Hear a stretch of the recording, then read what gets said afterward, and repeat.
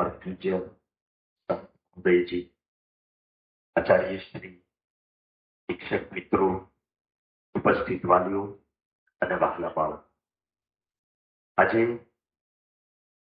અંગ્રેજી નવું વર્ષ એટલે સૌપ્રથમ તો સૌને નવા વર્ષના જય સ્વામિનારાયણ, જય શ્રી રામ. આપણું બેસતું વર્ષ દિવાળી પછી આવે એ જ આપણું હતું, પણ હવે ધીમે ધીમે બધું થતું જાય. આપણે વિરોધ કરવા કરતા એમાં આપણે રામ રામ ને જય સ્વામિનારાયણ કરી નાખવા, એટલે મનાવ્યું કહેવાય, આપણું રાખ્યું કહેવાય. સુરતમાં કાર્યક્રમ હોય એ આવા વાલી મીટિંગ નો હોય કે કોકના બેસવાનો હોય, બધું રાત્રે હોય ને, અમને બધાને બહુ નવું લાગે. મારો જયારે હોવાનો ટાઈમ શરૂ થાય ત્યારે અહીંયા બોલવાનો વારો. તમે ક્યારે હુઓ એ મને ખબર નથી. 9:30 થયા છે. મિત્રો, અત્યારે જયારે 10મામાં બાળકો હોય ત્યારે અનેક પ્રકારના કોમર્શિયલ હેતુથી સેમિનારો થતા હોય. માર્કેટિંગ છે, લોકો કરે, કોઈની નિંદા નથી કરતા. આ સેમિનારનો હેતુ અહીંયા જે બાળકો અત્યારે આપણી વચ્ચે ઉપસ્થિત છે એમના કેરિયરના ખૂબ અગત્યના પડાવ પર એ લોકો આવેલા છે. તમે જે કહ્યું કે ટકાનું બહુ મહત્વ નથી, એ ઘણા ખરા અંશે તમને ઘણી જગ્યાએ સાંભળવા મળશે. ટકા ઓછા કે વધતા એ ઇમ્પોર્ટન્ટ નથી. સફળ કોઈ પણ ક્ષેત્રમાં થવું, ભલે બિઝનેસમાં થઈ જાય, કે સ્પોર્ટ્સમાં થઈ ગઈ, કે રાજકારણમાં થઈ ગઈ, કે ઇવન ધર્મના ક્ષેત્રમાં, એટલે એમાં જે જે લક્ષણોની જરૂર પડે, આવડતની જરૂર પડે, જે સ્વભાવની જરૂર પડે, જે વિચારની જરૂર પડે, જે એટીટ્યુડની જરૂર પડે, એ કોમન હોય. અને ટકા લાવવા માટે જે જે લક્ષણોની જરૂર પડે એ જ બધા લક્ષણો બિઝનેસમાં આગળ વધવા માટે પણ જરૂરી છે, રાજકારણમાં આગળ વધવા માટે પણ જરૂરી છે, કલામાં કે અભિનય ક્ષેત્રમાં આગળ વધવા માટે પણ જરૂરી છે, રમતગમતના ક્ષેત્રમાં આગળ વધવા માટે પણ 5-10 લક્ષણોની જરૂર પડતી. ટકા એ ડેસ્ટિનેશન નથી, એ ટૂલ છે. એ પ્રાપ્ત કરવાને બહાને આપણામાં જે મહેનતનો ગુણધર્મ આવે, નિષ્ફળતા બચાવવાનો ગુણધર્મ આવે, આપણી પોતાની મિસ્ટેક ગોતવાનો ગુણધર્મ આવે,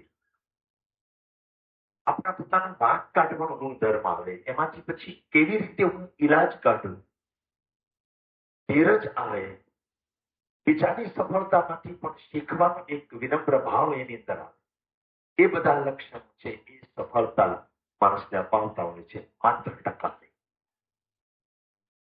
આજના સેમિનારમાં તમે ચાલુ દિવસ અને આટલી બહોળી સંખ્યામાં સમયસર આવ્યા છો, એટલે સાહેબે કીધું એમ તમને એસિડિટી સિવાયની પણ ઘણી બધી બળતરા છે એ દેખાય છે.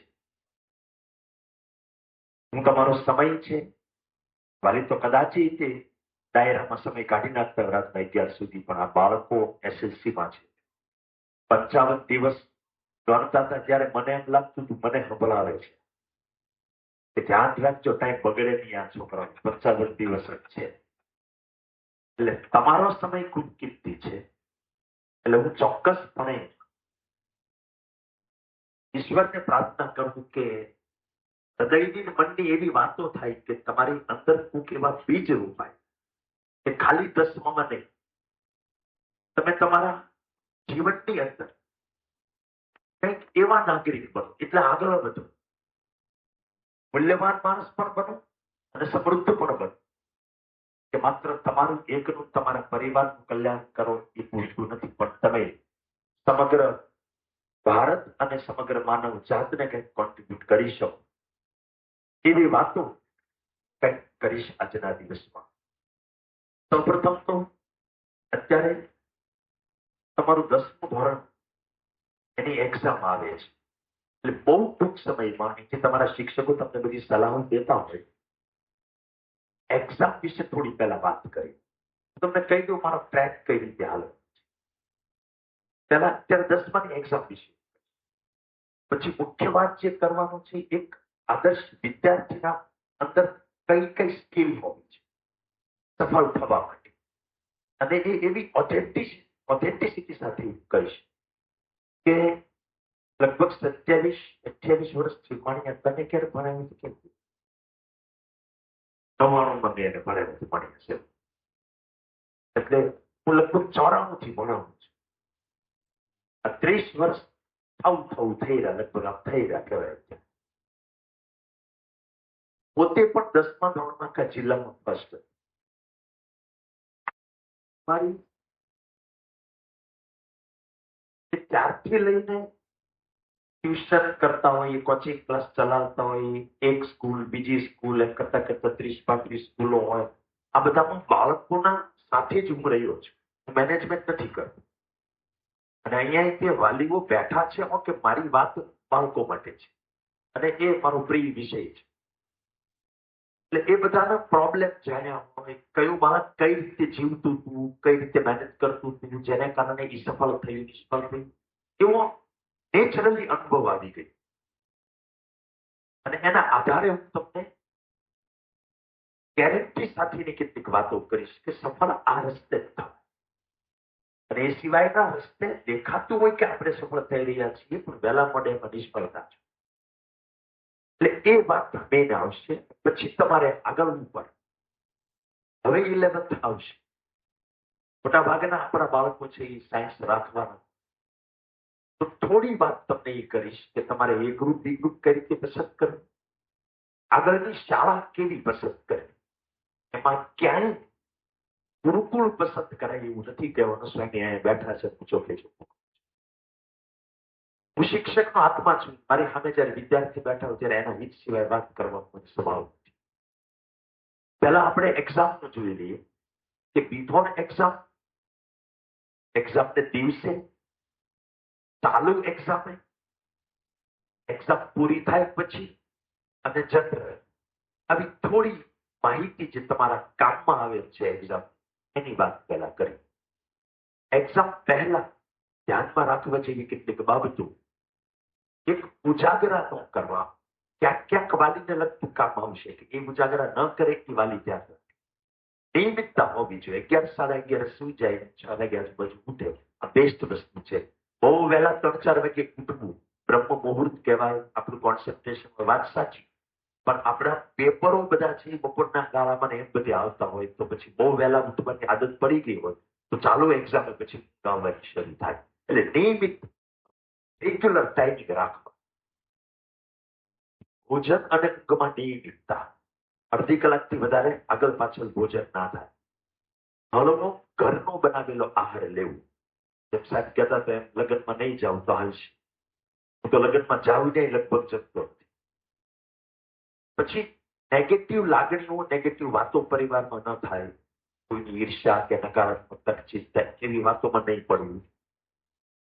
સ્વામીજીએ કહ્યું ઈશ્વર બધાની સાથે છે. ઈશ્વર ઉપર શ્રદ્ધા રાખવી અને તમારે પોતાની જાત ઉપર શ્રદ્ધા રાખી મહેનત કરવી.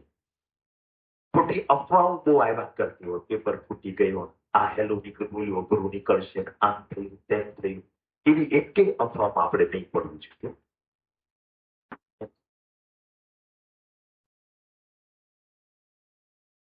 પછી એક્ઝામને દિવસે ધ્યાનમાં રાખવા છે. વિશેષ તમારા સાહેબો કહેશે થોડું વિષય છે 10મા ધોરણ એટલું કહી દઉં કે તમારી સાથે લઈ જવાની બધી વસ્તુ છે એ બોલાવી ના જોઈએ. તમને શિક્ષક મિત્રો કહેશે કે આપણે કદાચ છેલ્લે સેમિનાર કરતા છે. પછી કોઈ પણ ઇલેક્ટ્રોનિક વસ્તુ, ઇવન ડિજિટલ વોચ પણ લઈ જવાનું એલાઉ નથી. તો મોબાઈલ તો ઓબ્વિયસલી સાથે ન લઈ જવાય. પછી બૂટ મોજા પહેરીને નહીં જવું, કારણ કે મોટા ચેક કરવામાં ટાઈમ લાગે. એટલે આપણે સાદા ટોયલેટના સ્લીપરે હાલ સૌથી હારા સેન્ડલ જેવું કંઈક ફેરવું ચાલો. પરીક્ષાના સેન્ટર પર પહોંચવા માટે જાતે વાહન મારી વાળા જાજા બેઠા છે. એને બધાને પોતાને એને મમ્મીને ગમે ઘરે બેહવા લઈ જવા માટે પપ્પા મોકલતા જ હોય. એટલે અત્યારથી લોકો વાહનો હકારતા છે. મને ખબર તમે હકારો નહીં, અમારે ત્યાં એવું હકારે છે. તો પરીક્ષામાં પોતે બહાર નકારી ન જવું. વાલી મમ્મી કે પપ્પા કોઈ પણ એને લેવા મૂકવા જાય, તમારી ઓફિસ કે નોકરી હોય એમાંથી આગલો ટાઈપ તો અત્યારે બધા કાઢી શકો. ટ્રાન્સપેરન્ટ આવી પારદર્શક વોટર બોટલ લઈ જઈ શકાય છે. લઈ જ જવી, ત્યાં પાણી ન પીવું. કોઈ પણ જાતનું સાહિત્ય કે પુસ્તક સાથે અંદર ભૂલમાં ખિસ્સામાં કે વાંચવા માટેની ચીઠીઓ એવી રહી ગઈ હોય તો એ પણ ત્યાં ગુનો બની જતો હોય છે. બહુ ટાઈટ કપડા પણ ન પહેરવા, ઇવન કેપ કે એવું પહેરી ન જવું, કારણ કે એ શંકાનું કારણ બનતું હોય છે. બને તો આખી સ્લીવના શર્ટ કે એવું તે ન પહેરવું, શોર્ટ સ્લીવ પહેરવાના. નેટમાં લેવામાં તો એ લોકો મેં મારી નજરે જોયેલું છે, આખી બાઈનો શર્ટ હતો તો કાતરથી કાઢ્યો ત્યાં ચાલુ. બોલ્યું ક્યાંથી કાઢે ટૂંકી બાઈને એ વખતે નિયમ હોય તો શું કરે શિક્ષક. સેન્ટર પર મિત્રો કે એમને સાથે વાતચીત કરવાથી ટેન્શન જ વધે, કારણ કે અમે વાળો એમ જ કહેશે મારે બધું પતી ગયું અને આપણે નોકરી. આપણને કોઈ પૂછે તો આપણે એ જ જવાબ દેવાના હોય. એની કરતા બેટર છે કે આપણે એ વાતો ન પડી.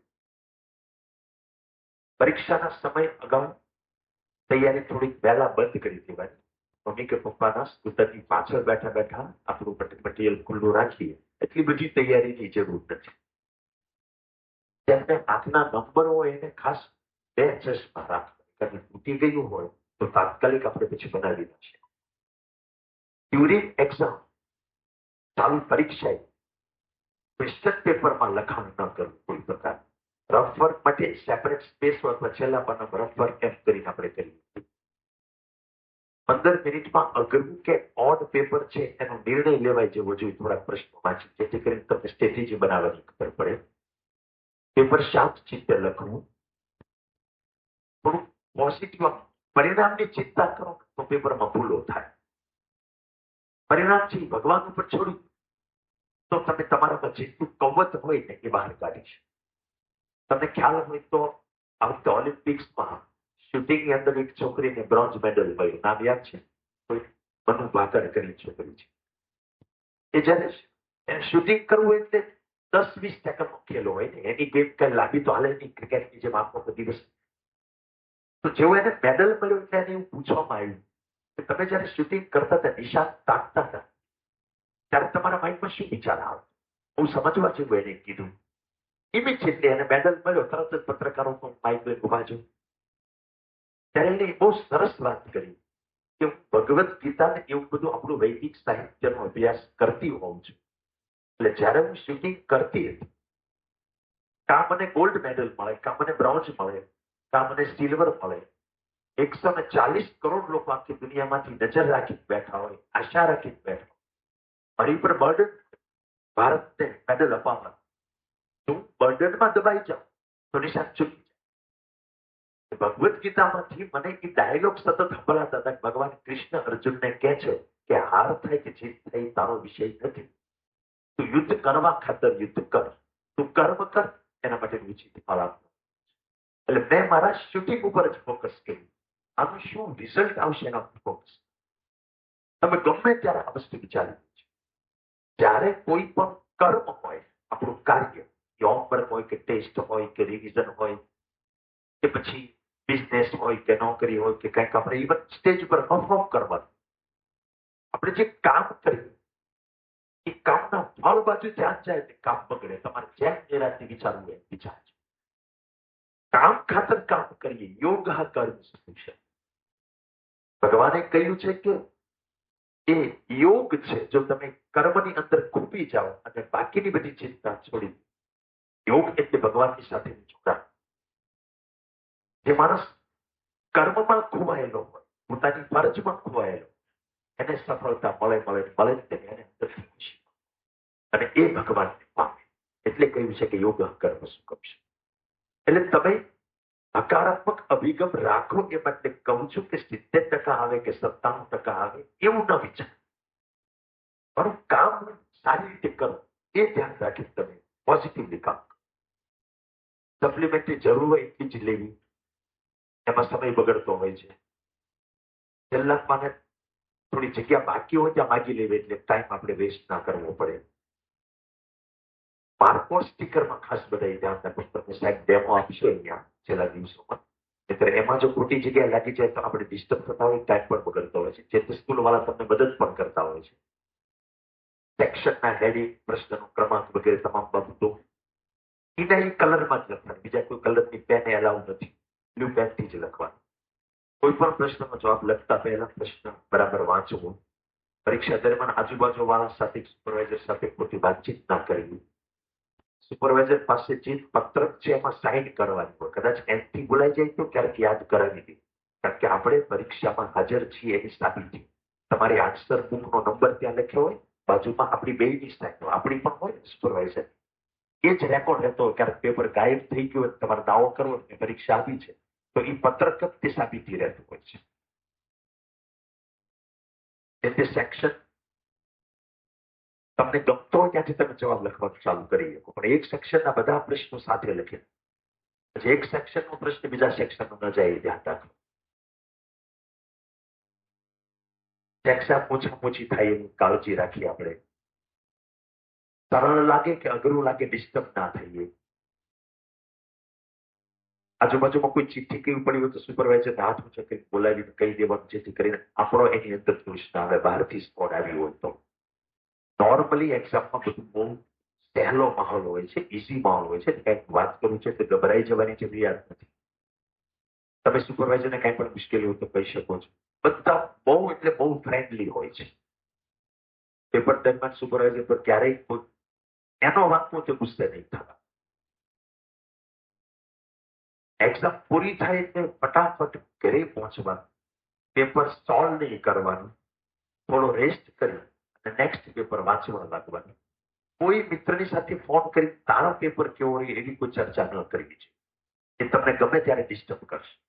એક્ઝામ દરમિયાન માનસિક આપણું લેવલ જે હોય છે સ્તર, એ બહુ સેન્સિટિવ હોય છે.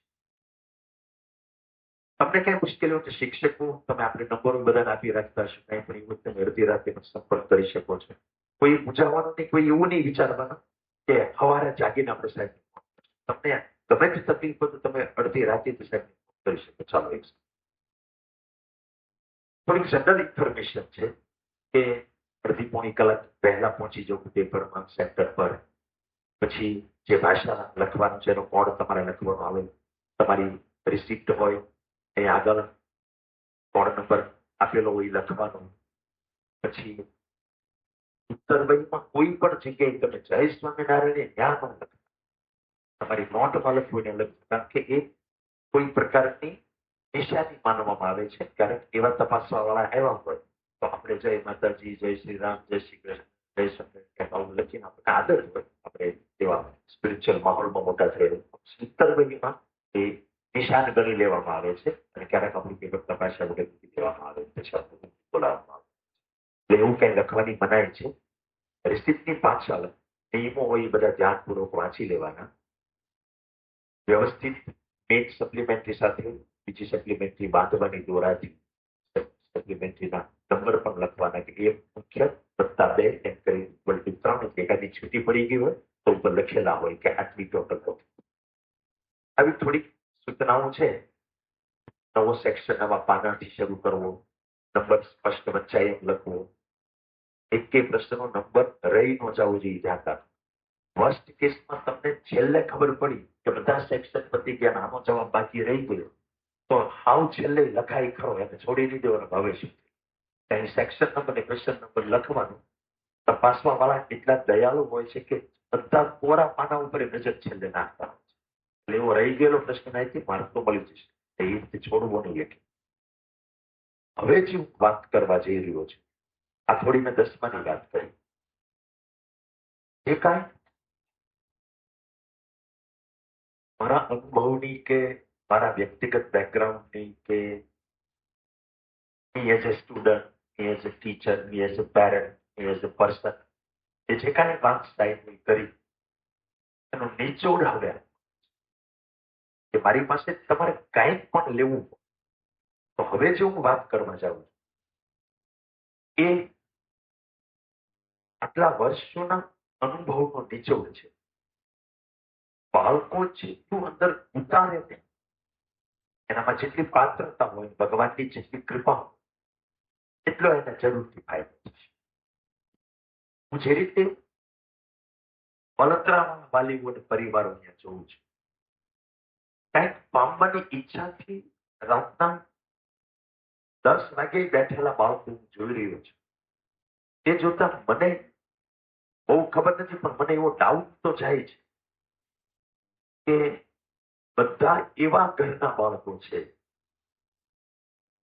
જેને બધાને ઘરનો સૌથી મોટો પ્રશ્ન એ છે કે છોકરાને સેટ ક્યાં કરશે.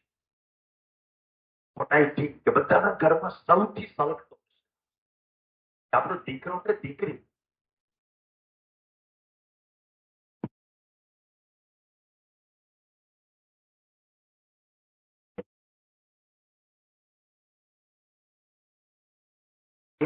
કઈ જગ્યાએ સેટ થશે. એ એન્જિનિયર બને, ડોક્ટર બને, વકીલ બને, ચાર્ટર્ડ એકાઉન્ટન્ટ બને, બિઝનેસમેન બને, ઇન્ડિયામાં રહે, કેનેડા જાય, એટલે કેનેડા બોલે ટૂંકમાં ફોરેન જાય, ફોરેન કે કેનેડા. ન્યાયથી મને લાગે કાઠિયાવાડનું અલગ અલગ ગલીઓ શરૂ થશે. મને તો એ મુજબ મને હમણાં વળી વિઝા મળી ગયા કે મારે વિઝા વાર લાગે તો ન્યાયથી મોટા વરાછા, કતાર ગામ ને વેડ રોડ એવું બધું કેનેડામાં હોત. એ બધી જે ઘરે ઘરની ચિંતા છે. બિઝનેસ કરાવવા જઈએ, સ્વામીજીએ કહ્યું તો બિઝનેસ માટે અત્યારે કરોડો રૂપિયાની લાગત છે.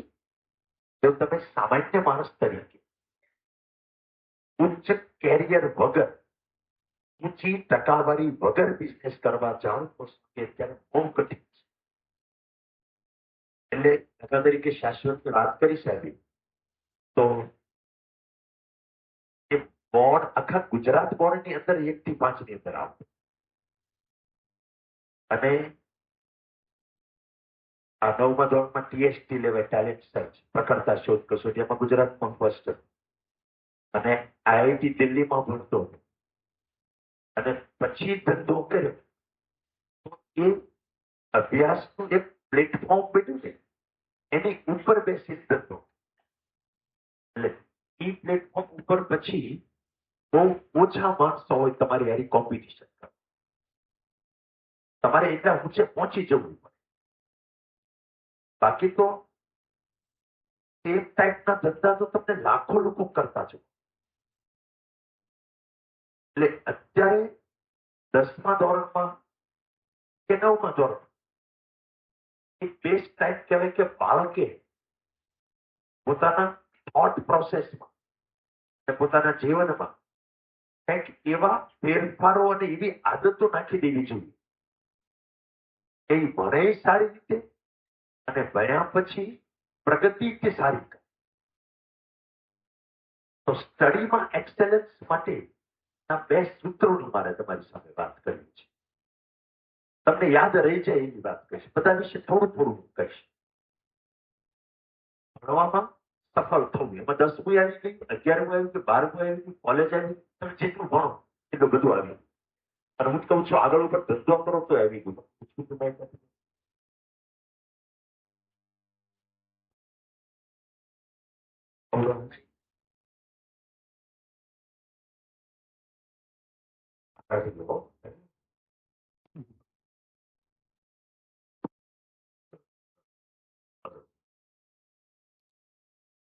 Hello hello hello. હું મોટો અવાજ કાઢે તો ન કાઢી દઈએ, કારણ કે ભણાવવાના 30 વર્ષ તેમ લગ્ન ને 28 વર્ષ.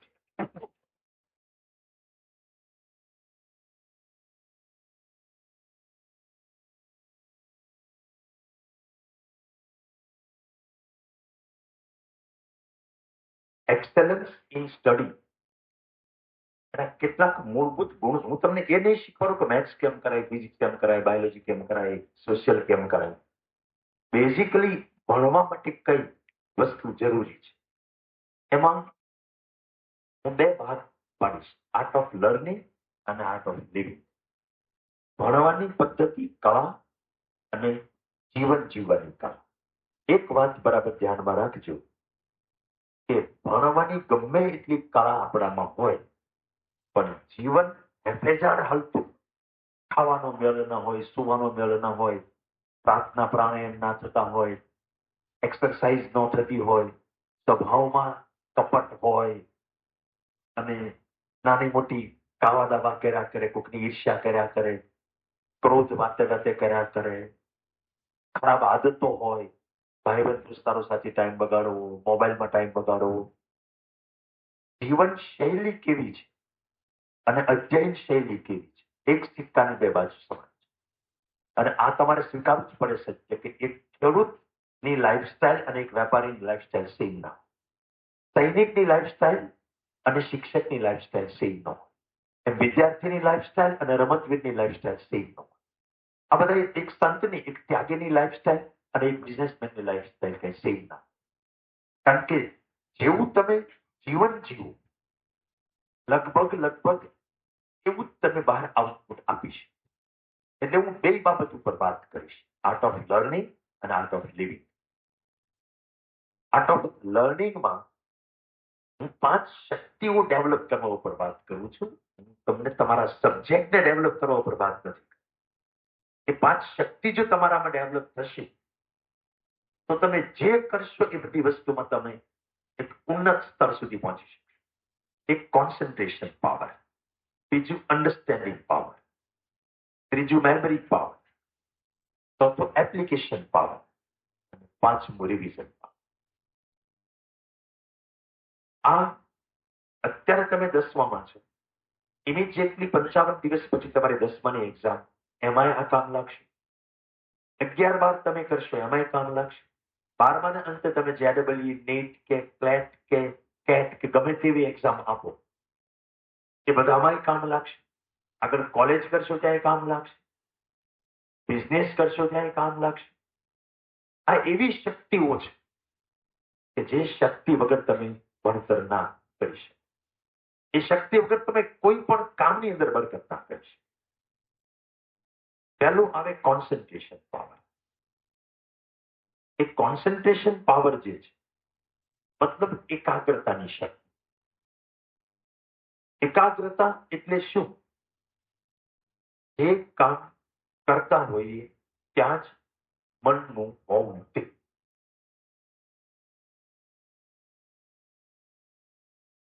હવે આનું આટલું બધું મહત્વ શું કામ છે? મેં પહેલા ત્યાંથી શરૂ કર્યું કે કોન્સન્ટ્રેશન પાવર. સ્વામી વિવેકાનંદે કહ્યું છે to me the very essence of education is concentration. કેળવણીનો હાર્દ જ એકાગ્રતા છે, એવું સ્વામી વિવેકાનંદે કહ્યું છે. અમારા અનુભવમાં એક બાળકને 80% આવે, એક બાળકને 90% આવે, એક બાળકને 95% આવે. વિષયોનું જ્ઞાન લગભગ ત્રણેયનું સમાન. ટકામાં જે ફરક આવ્યો છે એની આવડત કે અનાવડતનો ફરક હોવા કરતા એની એકાગ્રતાની માત્રાનો ફરક છે.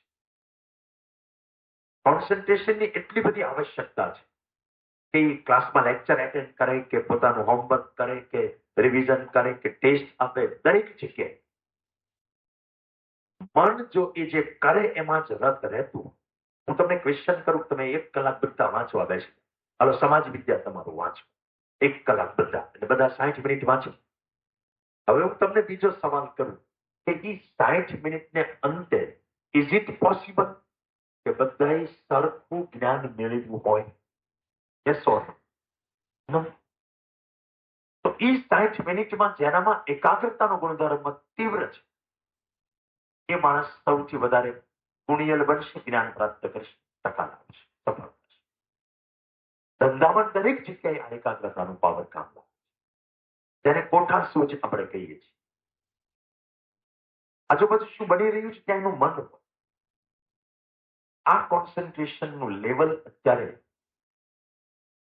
એટલી બધી ખરાબ રીતે બાળકોમાં ડાઉન થઈ રહ્યું છે કે આપણને પેટમાં ફાર જ પડે. અમે શિક્ષક તરીકે અમને ફાર પડે કે આને જઈને ફિઝિક્સ ક્લાસમાં ભણાવશું કઈ રીતે? જે 1 મિનિટ એકાગ્રતા ન રાખી શકે.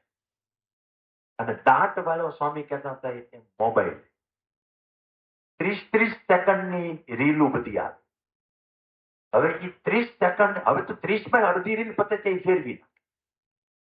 તમે જોજો, નાનું એવું બાળક છે, એના મમ્મી છે, એને કંઈક બીજું કરવું હોય છે એટલે એના હાથમાં મોબાઈલ પકડાયો છે. ખાસ કરીને બધા પ્રસંગોમાં આવું કરે છે આપણી માતાઓ. એને કામ કરે એ આપણે નથી પડતા, પણ એને કંઈક બીજું કામ હોય એટલે પેલું કંઈ રહેતું ન હોય એટલે એના હાથમાં મોબાઈલ આપી દે. અને એ અવળું એવું આમ કરતું હોય. તમે વિચાર કરો, દર 30 સેકન્ડે તમારા વિચારોનું વિષયાંતર થાય. એક રીલ પછી તદ્દન બીજી જ રીલ આવે. એટલે મન તમારું ક્યાં છે? મન અને પોપકોર્ન માઇન્ડ કહેવાય. પોપકોર્ન તમે બનાવતા ખબર છે, ઉડે બધા, એ શાંત ન હોય.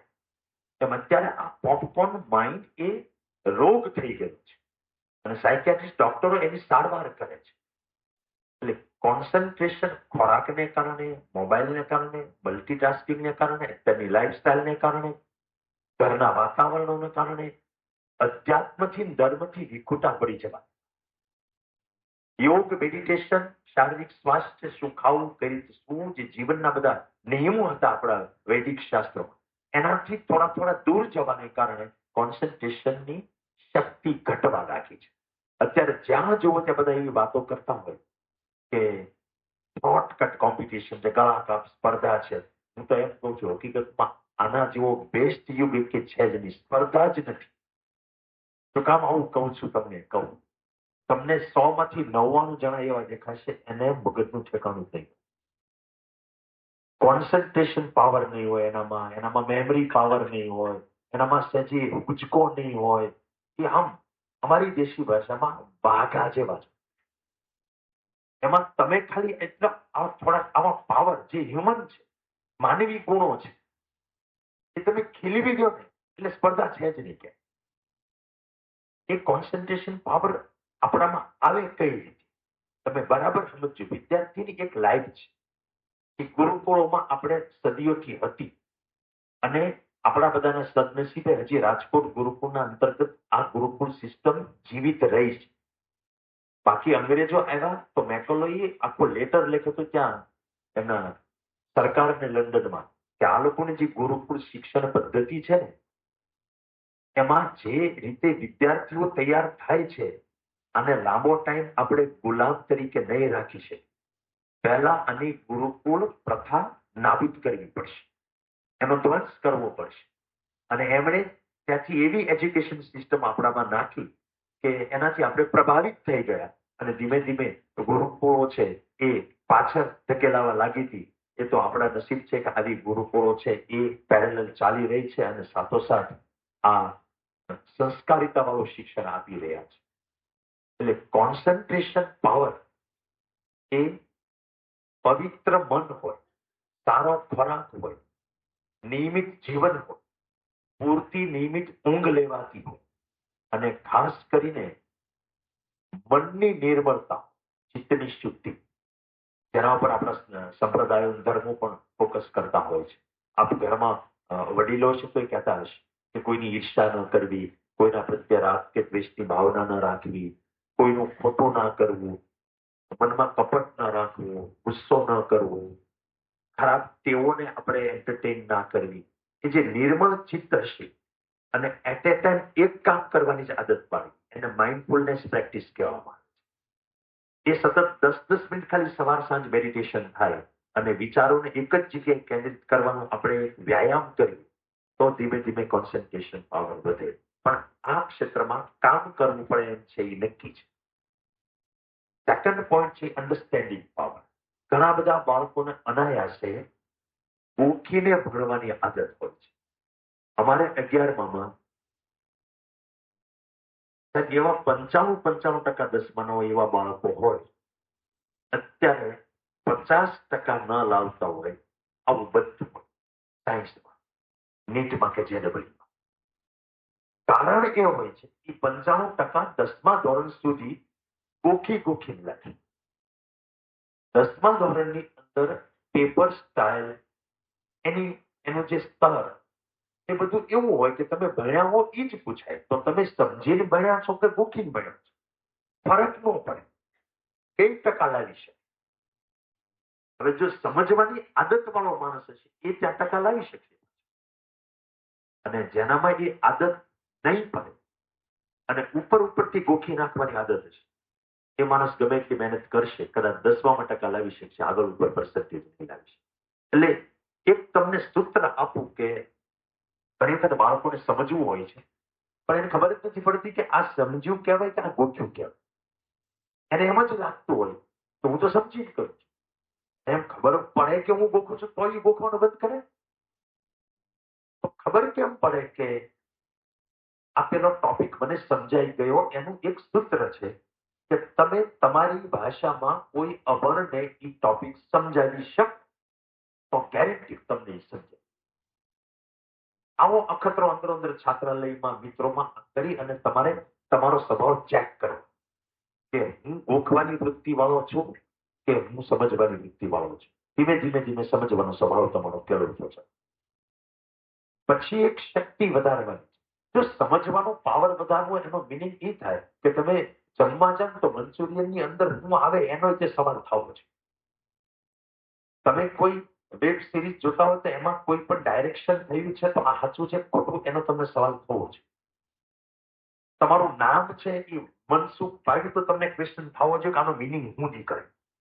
દરેકે દરેક જગ્યાએ તમને સમજવાની આદત જ હોવી છે. કોઈ કહે સીધું માની લેવાની આદત નહીં હોવી છે. કાલ સવારે તમને હું એમ કહી દઉં કે ભગવદ્ ગીતામાં આવું લખ્યું છે એટલે તમારામાં એ ક્વેરી તો હોવી જ છે કે એને લખ્યું છે કે સાહેબ એમના મઠે ગઠે બોલી રહ્યા છે. એટલે દરેક જગ્યાએ એવી એક ઇન્ક્વાયરીની વૃત્તિ હોવી છે. આપણે ત્યાં ગુરુકુળ પરંપરામાં જે શિષ્યો તૈયાર થતા એ ગુરુને ક્યારેક બહુ ખતરનાક કહી શકાય એવા પ્રશ્નો પણ પૂછતા. તદવિધિ પ્રણિપાતે પરિપ્રશ્ને સેવિયા. એવું ભગવાને કહ્યું છે કે તું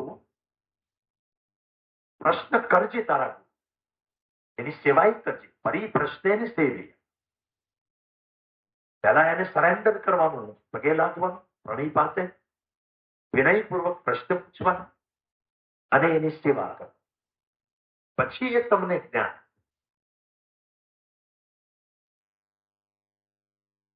મેમરી જે છે એ ક્યારે વધે? એક તો કોન્સન્ટ્રેશન જેટલું જ મેમરીનો પ્રશ્ન. 24 કલાક પહેલા હાલેલું આપણને યાદ હોય. આ બધું ઇન્ટરલિંક છે.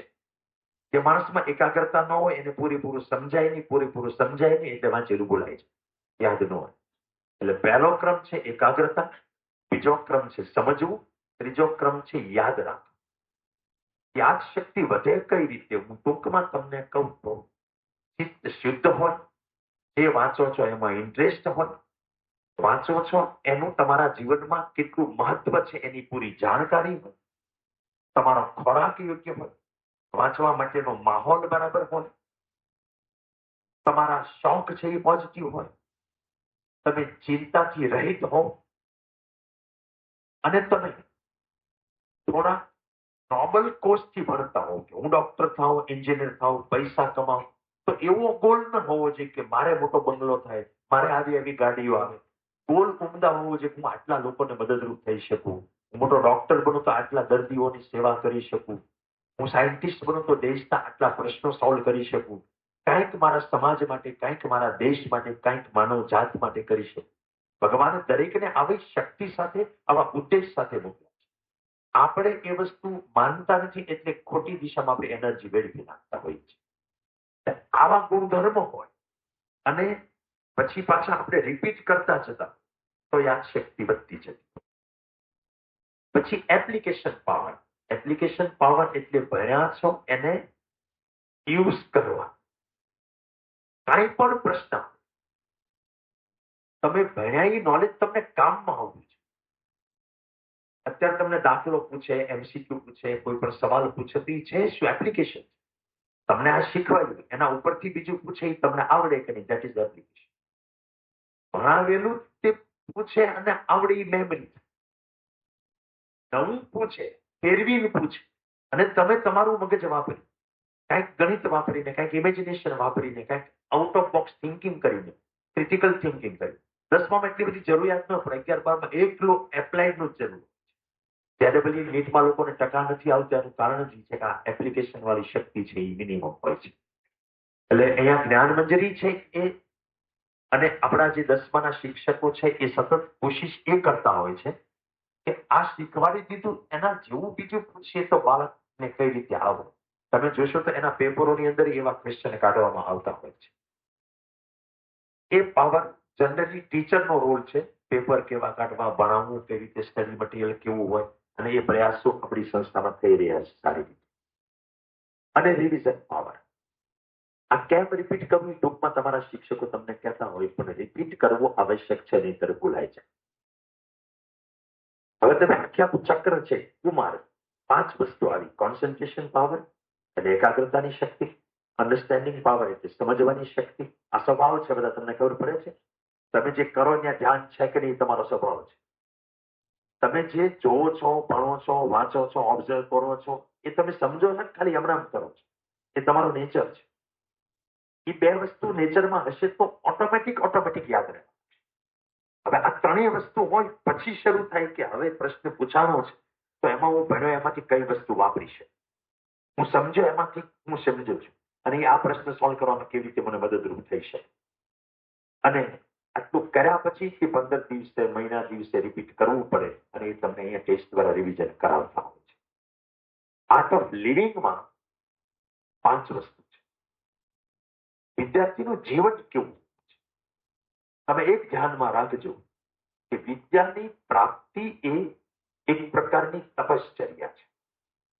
જેના ઘરમાં કાં ગુરુકુળમાં મોકલો, ઘરમાં રાખતા હોય તો ઘરના એક ખૂણામાં ગુરુકુળ ઊભી કરો, બાકી ભણતર ચડે નહીં કોઈ. રાજા મહારાજા ખુદ ભગવાન પણ આપણો ઇતિહાસ અને શાસ્ત્રો ગવાહ છે કે જ્યારે વિદ્યા પ્રાપ્ત કરવાનો સમય આવે ત્યારે એ લોકો આશ્રમોમાં જતા. દશરથ રાજાને ઘરમાં પર્સનલ ટ્યુશનની વ્યવસ્થા, રોજ રથ જઈને ગુરુજીને લઈ આવે ને પર્સનલ ટ્યુશન ભણાવી શકે એવી સગવડતા હતી, તોય 4 ભાઈઓના આશ્રમમાં જ મોકલો. કૌરવો પાંડવોને ઘરમાં વ્યવસ્થા તો પણ આશ્રમમાં મોકલવામાં. શા માટે આનું આટલું મહત્વ છે? કારણ કે વિદ્યા પ્રાપ્તિ છે એ આધ્યાત્મિક પ્રોસેસ છે, એ ભૌતિક પ્રોસેસ નથી. તમે જોતા હશો કે કોઈક બાળક છે એ મોબાઈલ લઈને હોમવર્ક કરતો હોય, ટીવીની સામે બેસીને હોમવર્ક કરે, 15-20 મિનિટમાં ઉભો થઈને બહાર સોસાયટીમાં છોકરાઓનો અવાજ સાંભળે ત્યાં રખડવા ગયો જાય. બધા જ પ્રકારના દુન્યવી મોજ શોખ કરે. 31st એને ઉજવવા જોતી હોય, ભાઈબંધોની બર્થડે પાર્ટીમાં જતા હોય, આનંદ કરવાનો એની ના નથી. પણ વિદ્યાર્થી કાંઈ પણ કરે ને, સ્કૂલ ટાઈમ સિવાય પણ, ઇવન વેકેશનમાં પણ, ત્યારે એને એ ભૂલવું ન જોઈએ કે હજી એ વિદ્યાર્થી જલસા તરફ ઇન્ક્લિનેશન નહીં હોવું જોઈએ. હું કહું છું, સમજો છો? જલસા તરફ એટ્રેક્શન નહીં હોવું જોઈએ. એક ક્રિએટિવ હોબી હોય તમારી, કે તમને ક્રિકેટ રમવું ગમે છે, ફૂટબોલ રમવું ગમે છે, તમને મ્યુઝિક વગાડવું ગમે છે, તમને સોંગ સાંભળવા ગમે છે, તમને સ્વિમિંગમાં જવું ગમે છે, દોડવા જવું ગમે છે, શોખ રાખો. તમને ક્યારેક મૂવી જોવું ગમે છે, કોઈ વેબ સિરીઝ જોવું ગમે છે, પણ એમાંથી એક ક્રિએટિવ શોખ હોવો છે. શોખ પણ એવા હોવા જોઈએ કે એમાંથી તમારી ઉન્નતિ થાય, આપણું પતન થાય એવા શોખ એકેય નહીં હોવા જોઈએ. જે આપણે આજકાલ બધા 31st મનાવે છે એ શોખ જ છે, આનંદ પ્રમોદ જ છે. તમને લાગે છે કે એ સુખ તરફ લઈ જશે? નશો કોઈ દિવસ સુખ તરફ ના, એ તો તમને ગુલામ બનાવે. એનો પાવર હોય જ્યાં સુધી અંદરથી એવું લાગતું હોય, પણ એ જાય તે પાછા આપણે ગુલામ હોઈએ. એટલે વિદ્યાર્થીની લાઈફ છે એ જો એક વખત આવી ગઈ, વિદ્યાર્થીને છાજે એવા લક્ષ્યો એક વખત બાળકમાં આવી ગયા, પછી ફરક નથી પડતો કે એને 45% આવે છે 55%. પછી ફરક નથી પડતો કે એ ગરીબ મા બાપનું સંતાન છે કે તમંગરનું સંતાન. પછી ફરક નથી પડતો કે એના ઘરની અંદર ગુરુકુળ ઊભું થયું છે કે નથી, એના મનમાં થઈ ગયું એટલે પછી. હું પોતે સાક્ષી છું. આમાં ઘણા બધા ઘરો એવા હોય છે જેની અંદર ભણવાનો સ્વામી 1% તે વાતાવરણ, ઘરની શૈલી એવી હોય, આખા 3 પેઢીમાં કોઈ ભણતા ન હોય, ઉલટાના નેગેટિવ વાતાવરણ કે ભણીને કોનું કલ્યાણ. એમાંય તે ભણતર એટલું બધું ચડી ગયેલા છોકરાઓને અમે જોયા છે કે એનો ખૂણો ગોતી લે ઘરની અંદર. બીજાને પ્રસંગમાં જવું હોય, શોપિંગમાં જવું હોય, ઉત્તરાયણો મનાવવી હોય, એને ધૂળેટી મનાવવી હોય, નવરાત્રીમાં જવું હોય, જે કરવું હોય કરે. એમની વ્યવસ્થા કરીને જવા. આ વિદ્યાર્થી પણ એનામાં ઉગી નીકળ્યું કે એ જીવન શૈલીમાં 5 વસ્તુ આવે. એક ખોરાક, આયુ સત્વ બલ આરોગ્ય સુખ પ્રીતિ વિવર્ધના રસ્યા સ્નિગ્ધ રુદ્ય આહાર સાત્વિક ક્રિયા. ભગવદ ગીતા જે છે એ જીવનનું મેન્યુઅલ છે.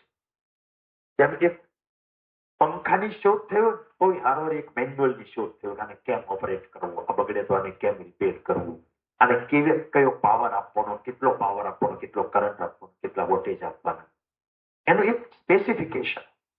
એમ આ બોડી જ્યારથી બન્યું ત્યારથી આ ગીતા બનેલી છે. એવું નથી કે 5000 વર્ષ પહેલા કૃષ્ણ ભગવાન અર્જુનને કહી ત્યારે.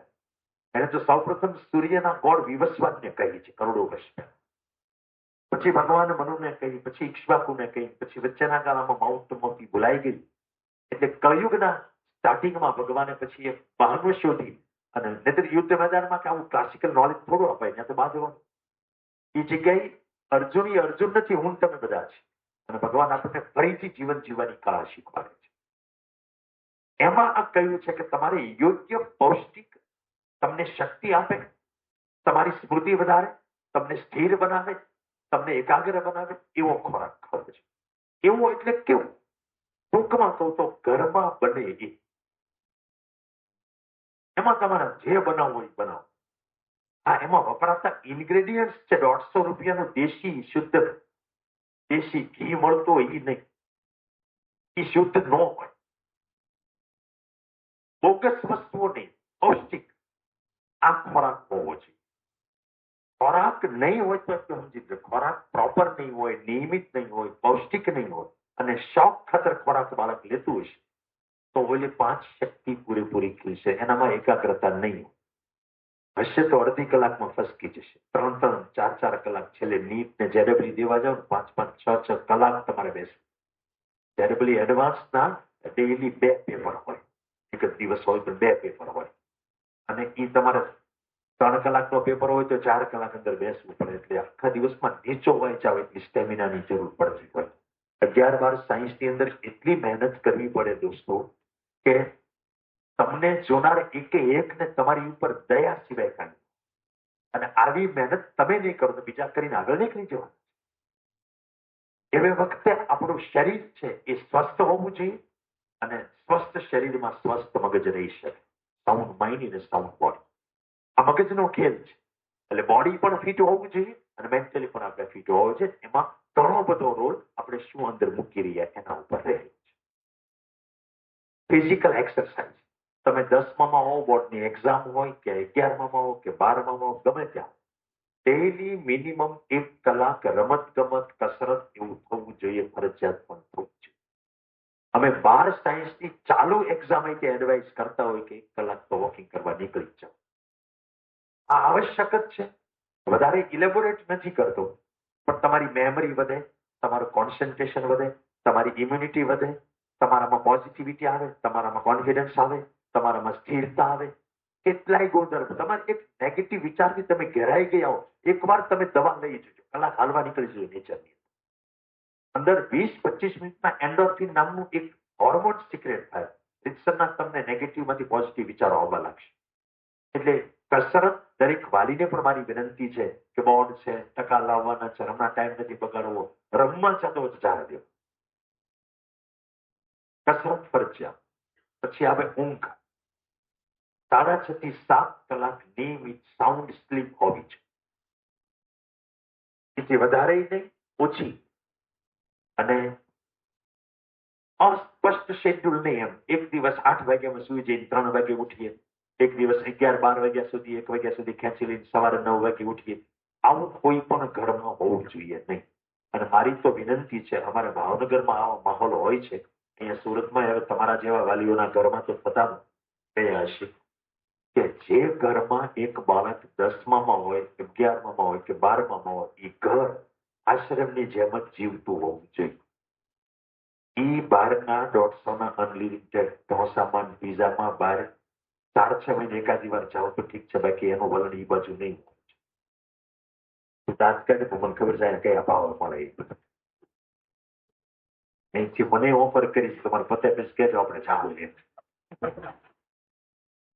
અમારે મિત્રો હોય ને ખોરાક આખું ઘર કસરત કરતું. ભાવનગરમાં એવા કેટલાય ઘર છે. ગઢાથી માંડીને 10 વર્ષના સુધીના બધા કસરત ડેલી કરતા છે. બધાનું ઉઠવાનું છે એ 10 સાડા 10 સુઈ જાય અને સવારે 5 વાગે ઉઠી જાય.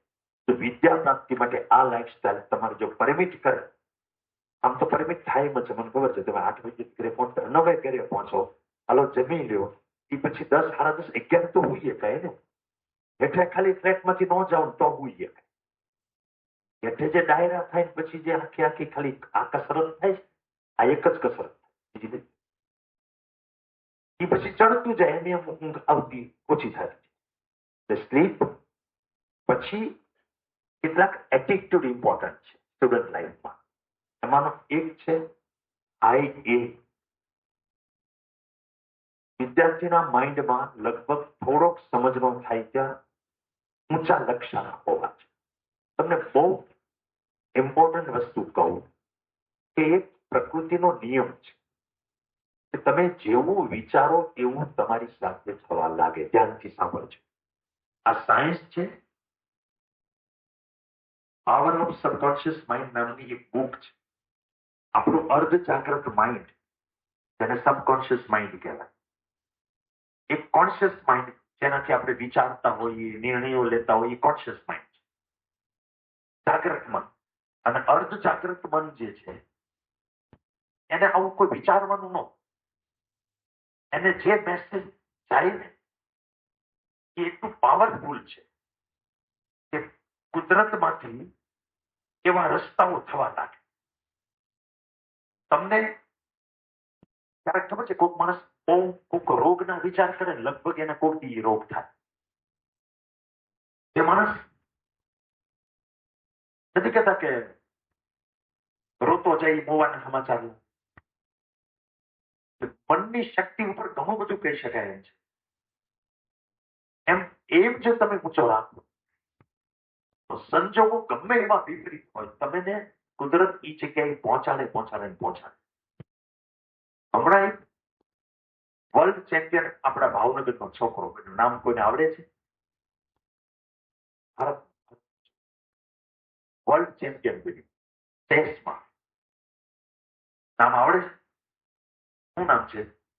મુકેશ. એનો વિડીયો કેટલાય જોયો? રીલુમાં આવે છે, જોયા હશે. મોબાઈલ કહેતા હતા મોબાઈલ નો વપરાય, જો બધા જોઈ. એ જયારે 11 વર્ષ અને 8 મહિનાનો હતો ત્યારે એક ટુર્નામેન્ટ જીત્યો. સાંભળજો, ઉંમર કેટલી? 11 વર્ષ અને 8 મહિના. અને એ ટુર્નામેન્ટ જીત્યો. ચેસ પતો નાના છોકરા રમતા, તો એની ઉંમરમાં એ જીત્યો. ત્યારે કોઈ પત્રકારે પૂછ્યું તારો ટાર્ગેટ શું છે? તો 11 વર્ષ ને 8 મહિના, તમારી કરતા નાની ઉંમર. આ એમની વાત કહું છું. ત્યારે એને એવું કીધું હતું કે I want to become the youngest world chess champion. આ એના બેઠા શબ્દ. થોડુંક આવું ધીમું જ ઇંગ્લિશ બોલે, તમે સાંભળી તમે બોલો. યંગેસ્ટ, નાનામાં નાના ચેસના વર્લ્ડ ચેમ્પિયન મારે બનવું છે. તે દિવસે વિડીયો વાયરલ થયો જે દિવસે વર્લ્ડ ચેમ્પિયન બન્યો 18 વર્ષે. મિત્રો સમજો કેટલાય વિઘ્નો આવ્યા છે, કેટલાય એના પોતાના, એની તમારી જેમ બાળકોની જેમ ઉંમર છે. એને પૂછવામાં આવ્યું હતું તમે સોશિયલ મીડિયાનો કે મોબાઈલનો યુઝ કરો છો? એની ઘસીને ના પાડી. ક્યારેક યુટ્યુબ જોઈએ તે મારી ટીમ મને કહે કે આમાં કોઈકનું ઇન્ટરવ્યુ સારું છે, આમાં કોઈ પ્લેયર સારી રીતે રમે છે, અને એ મને કહે એ હું જોઉં છું. એનું ઊંચું લક્ષ્ય પ્રાપ્ત કરવા. ઘણી વખત આપણને એમ લાગે કે નક્કી કરી મારે મોટા ડોક્ટર થવું છે, મારે આઈઆઈટીમાં જઈને એન્જિનિયર થવું છે. તરત જ બીજો વિચાર આવે આપણે થોડાથી એમાં તો એનું ઘર આવવું હોય, ઘરના બધા ભણેલા હોય, સદ્ધર લોકો હોય, આમ ને તેમ આપણે બહાર કાઢીએ. આપણે ઊંચું લક્ષ્ય રાખતા બીક લાગે એક પ્રકારે. મિત્રો જેટલા ઊંચાઈ ઉપર પહોંચ્યા છે ને દરેક ક્ષેત્ર, એમાં 10માંથી 8 એવા હોય છે જે સામાન્ય કે સામાન્ય કરતાંયથી નીચા ઘરોમાંથી આગળ આવે. ઊંચું લક્ષ્ય એ કોઈ ખાસ કોમનો કે ખાસ વ્યક્તિત્વનો કે ખાસ સમાજનો ખાસ દેશનો ઇજારો નથી. અને એટલે જ તે ઝૂંપડપટ્ટીમાંથી પણ ક્યાંય ને ક્યાંય આગળ વધતા લોકો તમને જોવા મળે. હમણાં સ્વામીજી કહેતા હતા કે ભાવનગર આપણા સુરતના બધા સ્ટાર્ટઅપ કરેલા બધાની યાદી આવી હતી. એમાં કેટલાકના મા બાપ છે મિલિયોનેર હતા. એ બધા પોતાના પગ ઉપર જ ઉભું કર્યું છે. આ શાશ્વતનું નામ અત્યારે ફોર્બ્સ મેગેઝિનમાં આવ્યું છે કે self made entrepreneur. Self made entrepreneur એટલે ખબર પડે કે પોતાની રીતે બનેલો ઉદ્યોગપતિ. પરિવાર હોય બધું બરાબર, પણ પોતાનો ધંધો પોતાની રીતે ઉભો કર્યો. અહીંયા માની લો કે ડાયમંડની અંદર આપણે ધોળકિયા પરિવારની છે તો ઈશ્વરભાઈ સોલારનું ઊભું કર્યું, ગોલ્ડી સોલાર. ઈશ્વરભાઈ છે ને, તો એ સેલ્ફ મેડ એન્ટરપ્રેન્યોર છે. એ બેકગ્રાઉન્ડ નહોતું, પોતે ઊભું કર્યું. એમાં થોડો ઘણો સપોર્ટ મળી રહ્યો. પણ અત્યારના યુગની અંદર ઊંચું લક્ષ્ય રાખવું એક પીક રાખવા જેવું નથી. એમ આર્થિક સગવડતા ન હોય તો હાથ પકડવા વાળા કેટલાય તે લોકો છે જ સમાજની. મેં એક પણ વ્યક્તિ અત્યાર સુધી એવો જોયો નથી કે જેને ભણવું તો કોઈ વિઘ્ને એને રોકી શક્યો હોય, અને જેને નહોતું ભણવું એને કોઈ પણ સગવડતા ભણી છે. આ હાવ તમારી ઈચ્છા ઉપર છે. એટલે અત્યારથી ઊંચું લક્ષ્ય રાખવું અને સતત એનું જ ચિંતન મનન કરો.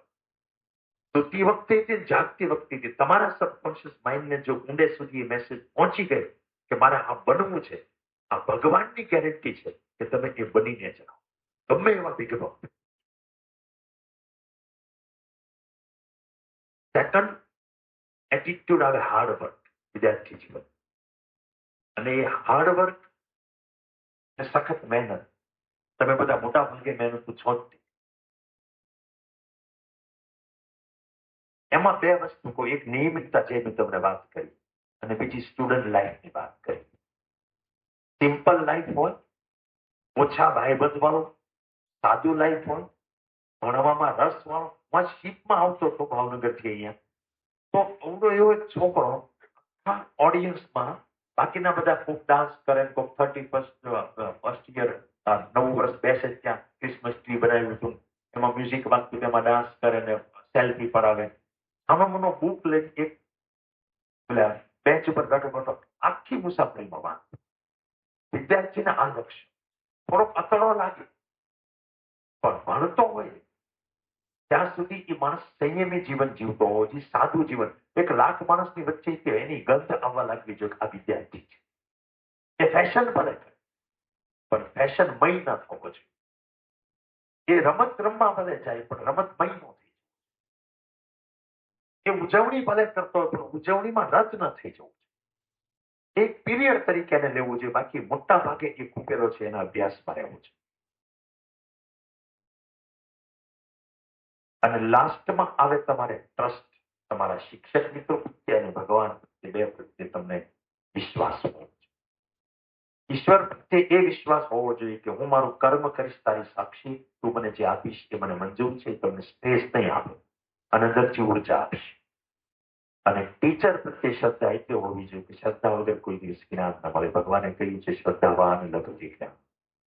તમને જો તમારા શિક્ષકમાં ઉણપ હોય, પણ તમને એના વાંક જ દેખાતા હોય, તમે ક્યારે એની પાસેથી શીખી નહીં શકો. યોગ્ય શિક્ષક પસંદ કરો, અને પછી પસંદ કરો એને તમે ગુરુ પદે સ્થાપિત કરો. એનો પડ્યો બોલ છે. હંમેશા હોશિયાર વિદ્યાર્થીઓનો આ કેરેક્ટર હશે, તમે જોજો. એના શિક્ષકોનો પડ્યો બોલ છે. આ સાયન્સ છે. 5000 વર્ષ પહેલા આ એટલું જ જરૂરી હતું. ત્યારે ભગવાને કીધું શ્રદ્ધા હશે તો તને આ જ્ઞાન મળશે, નહીતર આ એક પ્રકારનું પ્રવચન બની જશે. હવે થોડી વાત આ એક્સેલન્સ ઇન સ્ટડીમાં મેં તમને આ બે વસ્તુ કીધી, કુમાર અને ડીસેટ. થોડી વાત હવે 10મી પદ્યા પછી કે સાયન્સ, આમાં સાયન્સ કેટલા રાખવાનું જરૂર આપણે મોટા ભાગના સાયન્સ રાખે એવા જ હશે. એમાં કઈ કોમર્સ ખરાબ છે એ વાત નથી. હવે તો 90% વાળા કોમર્સ રાખતા નથી. તો હું તમને થોડું કુલ પસંદગીની વાત કરવા માંગુ છું. એ વાત જે કરું છું એ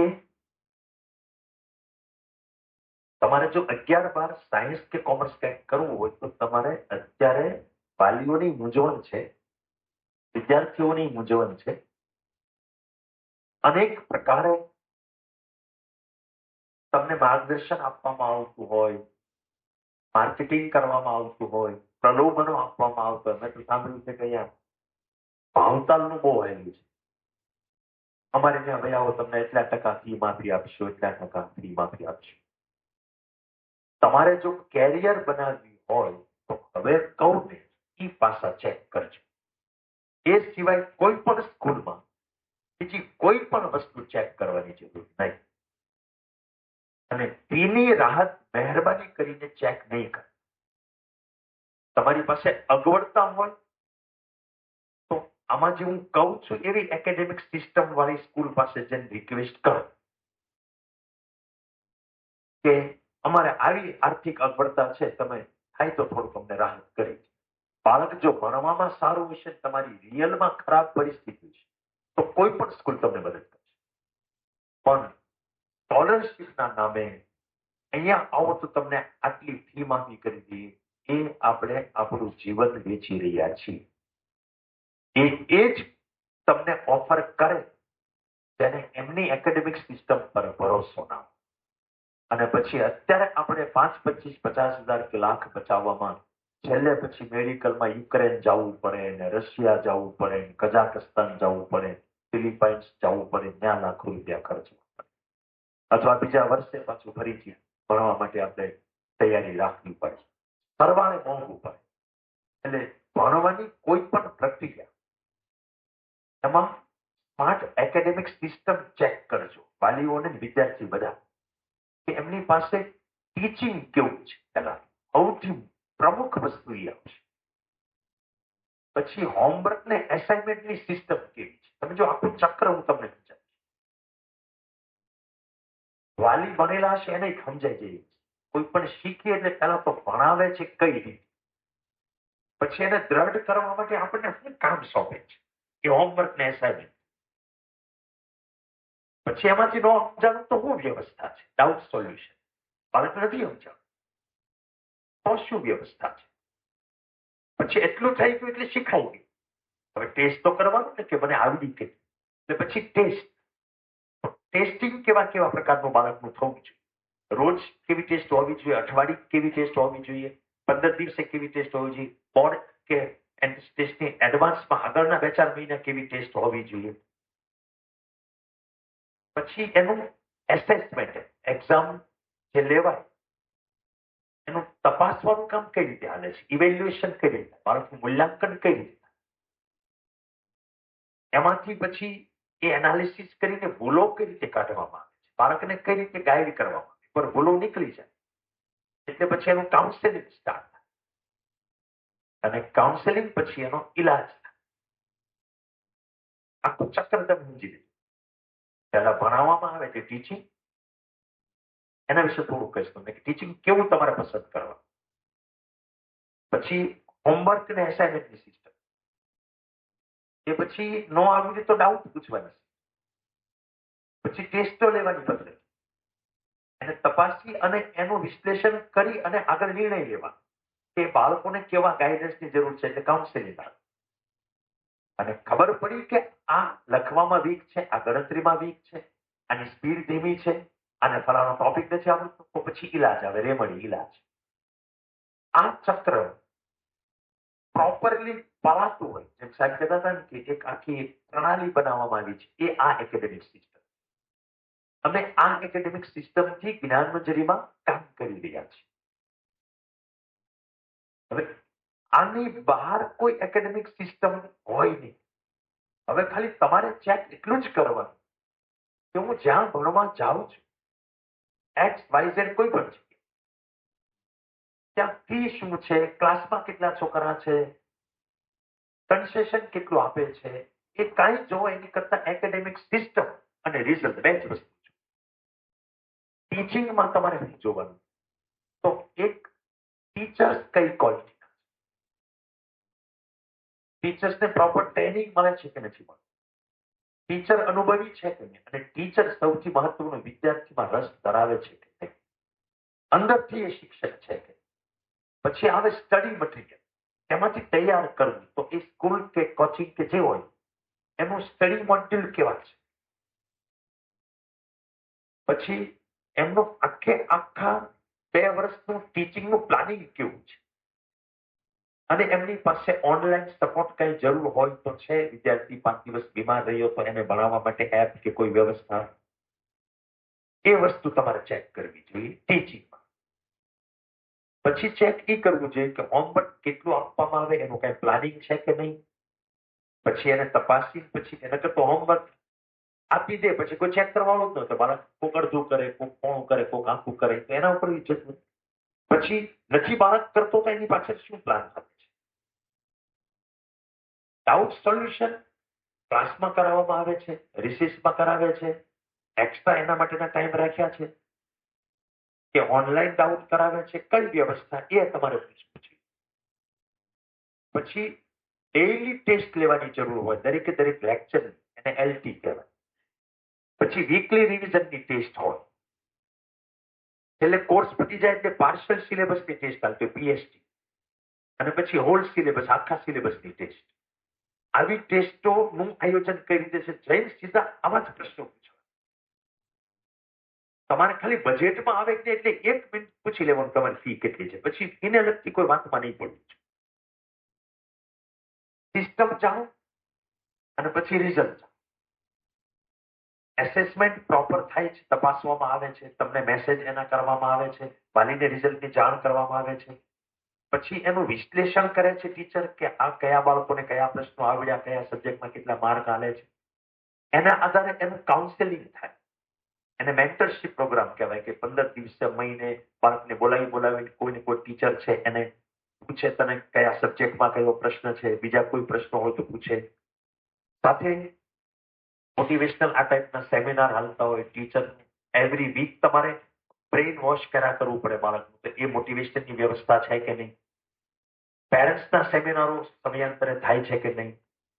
અને પછી ઇલાજ, કે હાલો ખબર પડી કે આ બાળક મેથ્સમાં વીક છે કે ફિઝિક્સમાં વીક છે, તો એના માટે ભણાવવાનું શું, ઇલાજ શું. કે માણસ માનસિક રીતે ડિસ્ટર્બ થયો તો એનો ઇલાજ. કોઈ માણસને કોઈ સબ્જેક્ટ નથી ભાવતો, ટીચરમાં હારી નથી બરાબર ચાલતું, તો એનો ઇલાજ શું. એ બધી રેમડી. આ દરેક પ્રશ્નો તમારા થવા જોઈએ જ્યાં જે એકેડેમિક સિસ્ટમમાં જાઓ ત્યાં. હવે આ એકેડેમિક સિસ્ટમ મેં તમને જે બતાવી છે, આટલા વર્ષોના અનુભવથી અમે જ્ઞાન મંજરીમાં અમલમાં મૂકી એ છે. જ્ઞાન મંજરીની છે એટલે શ્રેષ્ઠ છે એમ નથી. શ્રેષ્ઠ થતા અત્યારે શ્રેષ્ઠ એ પહોંચે. હજી એમાં સુધારાઓ આવતા સમયમાં આ એ સ્વાભાવિક છે. અને એ સિસ્ટમથી અહીંયા ગુરુકુળમાં પણ કામ થઈ રહ્યું છે.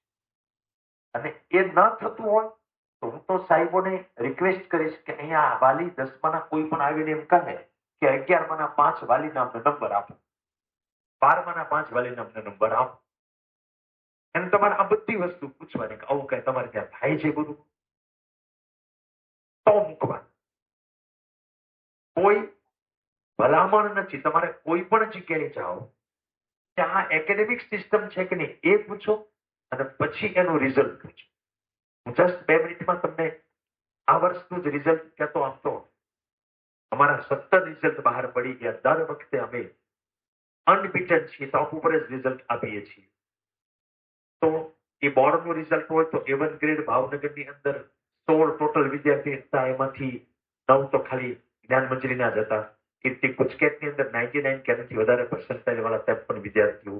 તમે સમજો, બોર્ડ ગુજકેટની તૈયારી કરવા વાળા 11-12 સાયન્સમાં સિસ્ટમમાં ઓછા હોય. સુરતની અંદર એક બહુ ખોટું હાલી રહ્યું છે, એ તમારે ધ્યાનમાં લાવવું કે A1 ગ્રેડ ઉપર જ તે બધું મૂલ્યાંકન થાય છે. 10મા ધોરણ સુધી ઓકે, 11-12માં જેટલા A1 ગ્રેડ વધારે એટલા તમે વધારે નિષ્ફળ એવું બચો. જો તમારે નીટ અને JEE ની તૈયારી કરવાની હોય તો A1 ગ્રેડનો કોઈ ફાયદો નથી, ઉલટાનો ટાઈમનો બગાડ છે. પછી JEE નું રિઝલ્ટ તમે જુઓ તો 17 વિદ્યાર્થીઓ છે એ 99 પ્લસ રિઝલ્ટ લાવ્યા. 28 ટોટલ તૈયારી કરતા હતા, એમાંથી 17 99 પ્લસ લાવ્યા. 98 પ્લસ 97 પ્લસ કેટલા વિદ્યાર્થીઓ છે એ આ એક વર્ષનું જ મેં બતાવ્યું. પછી એડવાન્સની તૈયારી IIT ની, એ જે 28 હતા એમાંથી 20 વિદ્યાર્થીઓ IIT માં સિલેક્ટ થયા. એટલો રેશિયો તમને એલન, આકાશ કે કોઈ પણ ઇન્ડિયાની સ્કૂલમાં તમને આ રેશિયો કોઈ પણ જગ્યાએ જોવા નહીં મળે. આ વર્ષે 612 વિદ્યાર્થીઓ MBBS માં ગયા અને આ વર્ષે 30-40 માર્ક અપગ્રેડ રિઝલ્ટ. આ રિઝલ્ટ હું વખાણ કરવા નથી બતાવતો, હું તમને સાબિતી આપી રહ્યો છું કે આ એકેડેમિક સિસ્ટમ મેં જે તમને બતાવી એ એકેડેમિક સિસ્ટમ થી આ રિઝલ્ટ આવી શકે છે. હવે તમારી સામે મેં કિતાબ ખોલી નાખી કે તમે 11-12 સાયન્સ માટે, પર્ટિક્યુલરલી સાયન્સ માટે વાત કરું, કોઈ પણ જગ્યાએ ચૂઝ કરો તો આ સિમ્પ્લિફિકેશન મેં તમને કરી. એક એકેડેમિક સિસ્ટમમાં જવું અને બીજું એના રિઝલ્ટોમાં જવું. અને રિઝલ્ટ એ રિયલી થયેલા એડમિશનનું રિઝલ્ટ હોવું જોઈએ, A1 ગ્રેડનું નહીં. A1 ગ્રેડથી એડમિશન એ ખાલી એ ગ્રુપના બોર્ડ ગુજકેટની તૈયારી કરતા હોય એટલા બાળકો પૂરતું જ કામનું છે. બાકી મેજોરિટી છોકરા JEE ની અને નીટની તૈયારી કરતા હોય એને A1 ગ્રેડ કામના નથી. એટલે આ બે વસ્તુ જાણી અને નિર્ણય લો. અને આપણે આશા વ્યક્ત કરીએ કે અત્યારે તમે જે આપણે 1.5 કલાક ચર્ચા કરી, એક વિદ્યાર્થીનું જીવન કેવું હોવું જોઈએ, લર્નિંગ સ્ટાઇલમાં કઈ કઈ શક્તિ આપણે ખીલવવી જોઈએ, સિમ્પલ સ્ટુડન્ટ લાઈફ, હાઈ એમ, ગુરુ પ્રત્યેની સમર્પિતતા, ભગવાન પ્રત્યેની શ્રદ્ધા, એક આશ્રમ જેવું ઘરનું વાતાવરણ, હાર્ડ વર્ક, ઊંચું લક્ષ્યાંક, એકાગ્રતાની શક્તિ, સમજવાની શક્તિ, યાદ શક્તિ, રિવિઝન કરવાની શક્તિ, બધી શક્તિ ખીલવી.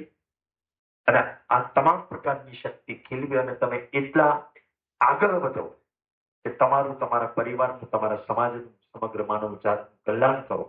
એટલા આગળ વધો, ખૂબ જ સિદ્ધિ પ્રાપ્ત કરો, ખૂબ જ સુખી થાઓ, એવી તમને શક્તિ, સામર્થ્ય પ્રભુ આપે એવી પ્રાર્થના કરી મારી વાતને વિરામ આપું છું. Thank you.